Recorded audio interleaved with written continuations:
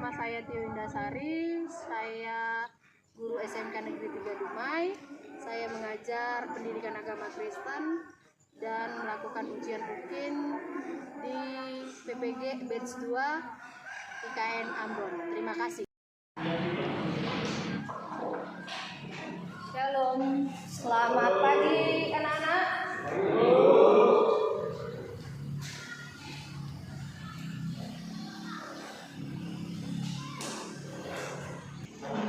Sebelum kita mulai pelajaran kita, ada baiknya bisa angkat satu ujian.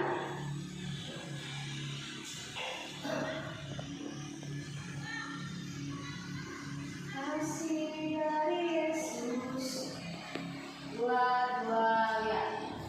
Kasih dari Yesus mengalir di hati, membuat damai di hidupku, mengalir kasih dari Allah Bapa, mengalir kasih dari Tuhan ini, mengalir dan mengalir dan mengalir memenuhi hidupku. Kita berdoa.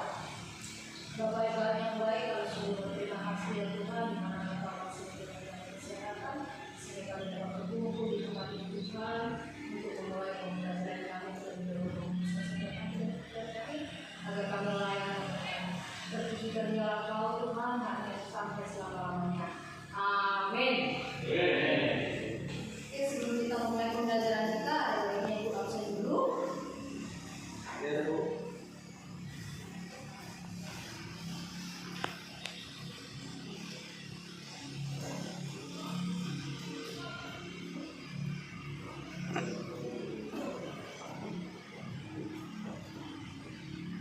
Deborah, Maulina,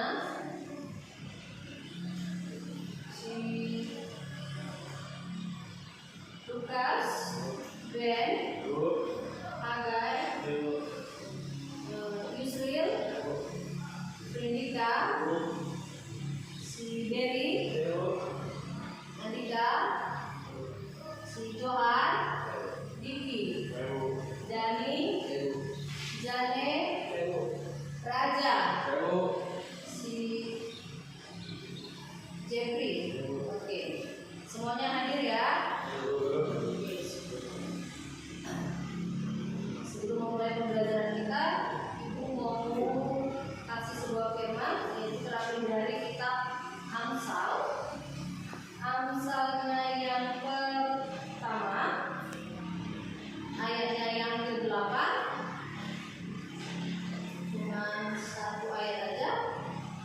Hai anakku, dengarlah didikan ayahmu dan jangan mengabaikan ajaran ibumu.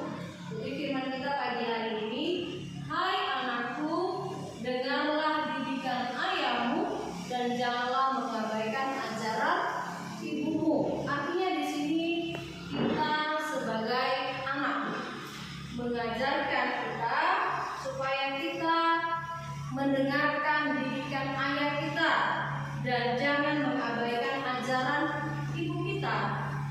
Mengapa demikian? Terkadang yang sering di rumah itu adalah ibu kita. Yang tahu sifat kita itu siapa? Ibu kita. Bagaimana kelakuan kita di rumah? Ibu kita. Baik buruknya kita itu adalah orang tua kita.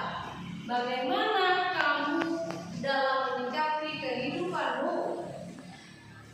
Makanya di sini dikatakan dengarkanlah didikan ayahmu dan jangan mengabaikan ajaran ibumu. Berulang kali Amsal Salomo mengatakan kepada kita. Ini adalah tentang hikmat dan pendidikan, supaya kita menjadi anak-anak yang takut akan Tuhan, bukan menjadi anak-anak yang apa? Supaya kamu tumbuh menjadi sesuatu yang bermakna di hadapan Tuhan, bukan menjadi seseorang yang sia-sia. Jangan mengabaikan didikan ayatnya. Kalau orang tua laki-laki sudah marah, itu apa yang dilakukan? Pasti dipukul, ya kan?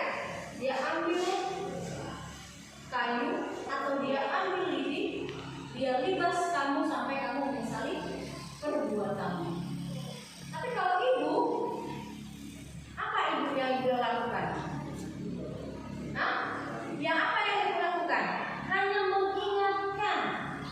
mengingatkan kamu supaya kamu jangan mengabaikan ajarannya, supaya kamu itu mendengar dengan baik. Jadi firman kita pada pagi hari ini, jadilah anak-anak yang takut akan Tuhan.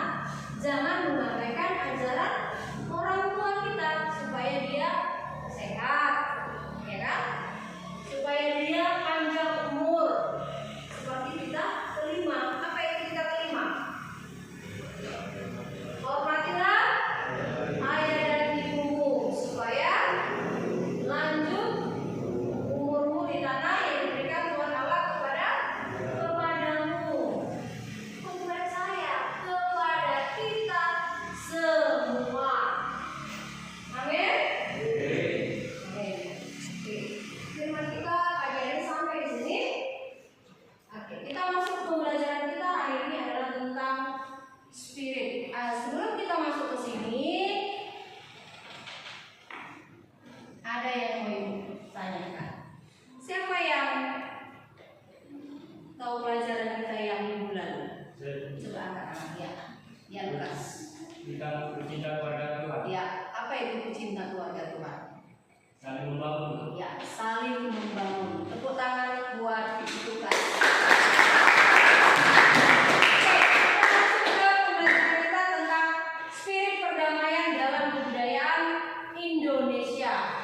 Spirit perdamaian artinya apa? Kita itu memiliki jiwa yang sehat, ya kan? Oke, kita masuk ke tujuan pembelajaran. Peserta didik mampu mengkorelasi perdamaian dalam berbagai kebudayaan yang ada di Indonesia. Artinya apa? Tidak saling membeda-bedakan.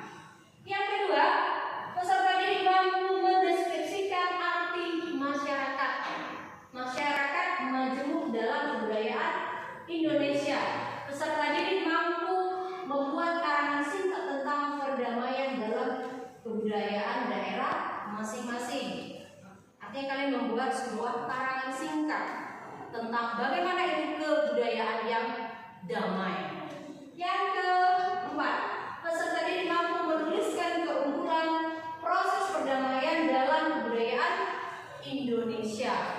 Peserta didik mampu menuliskan keunggulan apa aja dalam proses perdamaian dalam kebudayaan Indonesia. Oke, kita masuk ke pertanyaan pematung. Apa yang dimaksud dengan perdamaian? Ada yang tahu? Ya, Deborah. Perdamaian adalah keadaan atau proses di mana dua pihak atau lebih yang sebelumnya dalam konflik atau pertikaian mencapai kesepakatan untuk mengakhiri perbedaan dan hidup bersama dalam keadaan damai. Ya, artinya apa? Kita itu hidup dengan beragam budaya. Jadi kita harus damai dengan semua orang, tidak saling mencaci maki kebudayaan yang satu dengan yang lain. Oke, tepuk tangan buat Deborah. Buat Deborah. Yang kedua, bagaimanakah gambaran kehidupan yang damai sejahtera itu? Ibu. Ya, buat Diki. Bagi banyak orang, gambaran kehidupan damai sejahtera itu adalah kehidupan yang sejalan dan harmonis, tidak ada perselisihan di antara masyarakat. Ya, tidak ada perselisihan. Artinya apa? Damai antara suku Batak, suku Melayu, suku Minang, ya kan? Suku Bugis atau banyak lagi suku yang ada di Indonesia, saling damai, ya kan? Tidak ada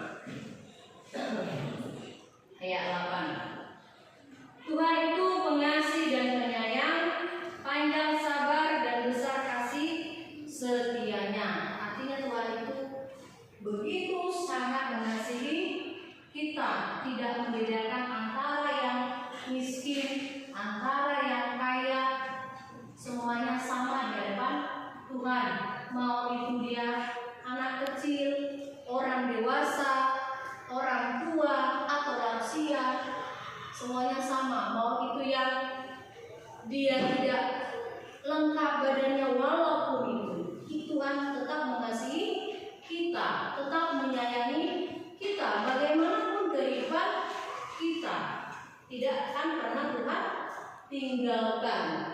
Menggunakan sebuah ayat pujian dengan menegaskan bahwa Allah adalah bagi semua orang, bukan hanya sekelompok komunitas yang terkumpul dan terkurung dalam ruang terbatas. Berarti bebas, ya kan? Tidak ada batasan. Kasih Tuhan itu tidak sebatas satu orang, dua orang, bahkan lebih, bahkan tidak ternilai. Oke, kita buat tugas. Ini diskusi sesuai dengan kelompoknya masing-masing. Nomor 1, 2, dan 3. Ya, putar mejanya.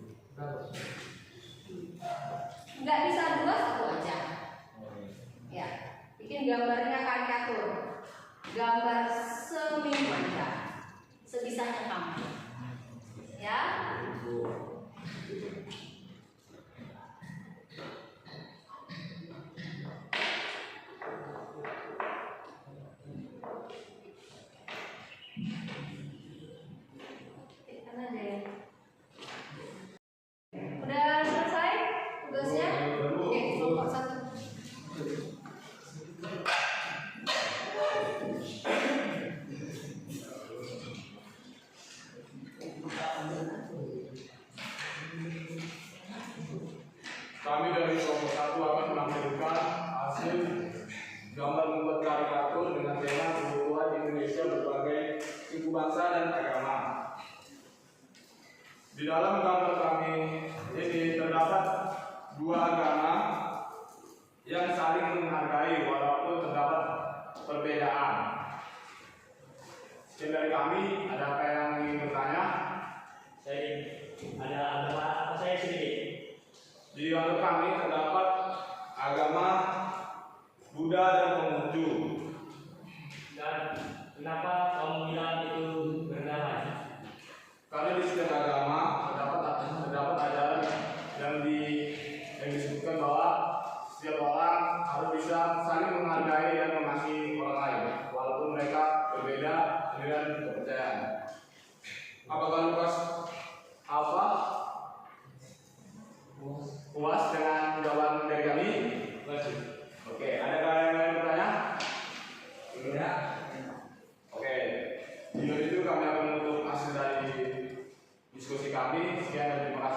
Oke, tepuk aplaus buat kelompok. Lanjut kelompok 2.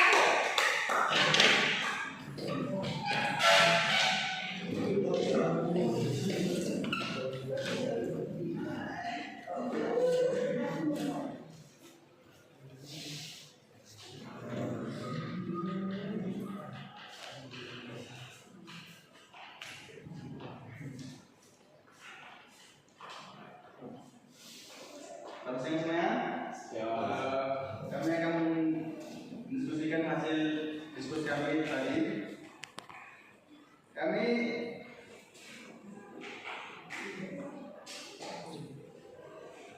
ini hasil diskusi kami di gambar orang Kristen. Ya.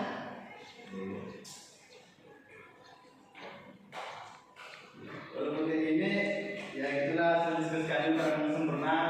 Maaf jika belum sempurna, dan jika teman kita yang ingin bertanya saya akan tanyakan. Jadi Kenapa bisa kalian menggambar agama Kristen, orang Kristen di situ? karena kami juga kan orang Kristen, jadi kami sangat menghargai agama kami, karena kan kami juga sangat percaya kepada kami, jadi sehingga kami menggambar orang Kristen. Ada yang ingin bertanya? Sekian, terima kasih. Untuk kelompok terakhir. Ya, lanjut. Kami di sini ingin menjelaskan membuat karikatur keutuhan Indonesia berbagai suku, bangsa, dan agama. Di sini kami ada menggambarkan dua agama, yaitu Cina dan Sunda.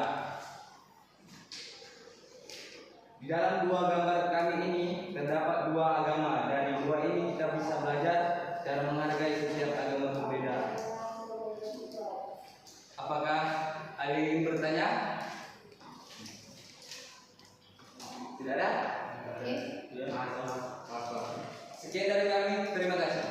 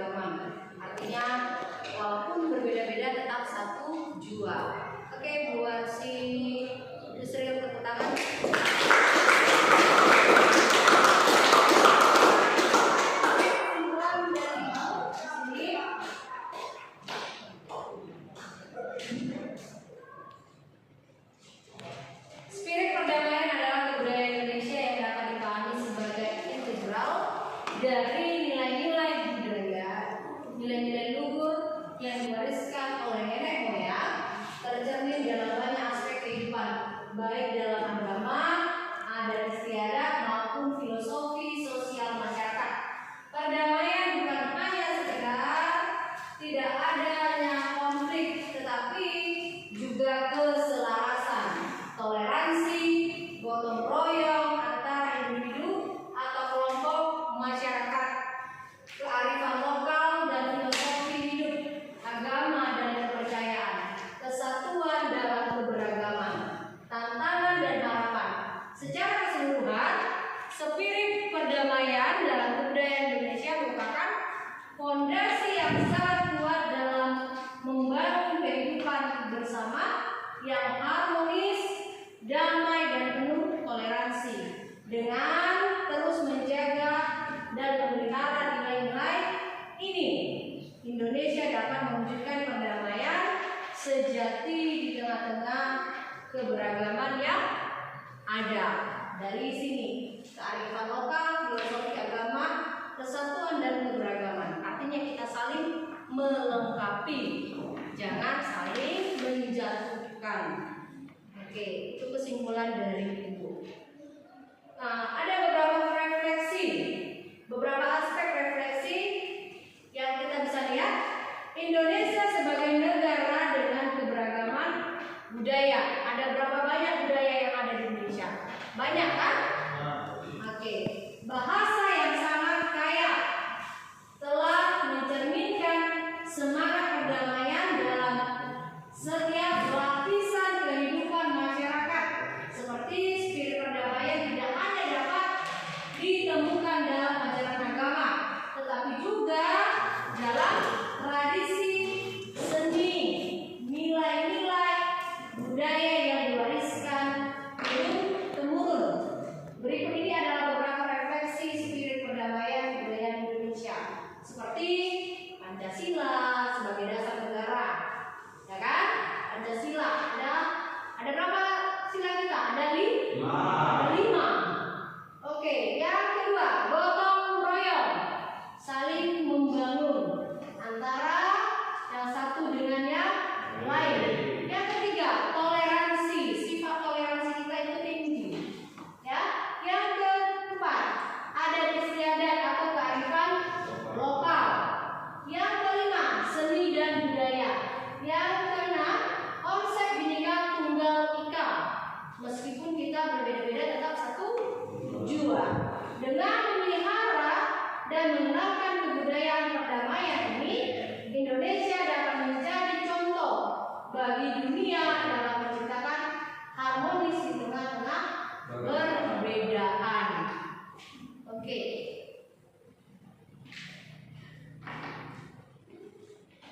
Ya, pembelajaran kita sampai di sini. Untuk pembelajaran minggu depan itu tentang kasih dan anugerah Allah. Jadi kita persiapkan untuk pembelajaran kita minggu depan. Jangan lupa dan jangan terlambat. Sebelum kita tutup, ada yang bisa bawakan kita dalam doa? Ya, salah satu orang bisa kita tutup pembelajaran kita hari ini. Sebelum berdoa, mari kita angkat satu lagi pujian. Dari semula, 1, 2, 3. Dari semula, Engkau siapkan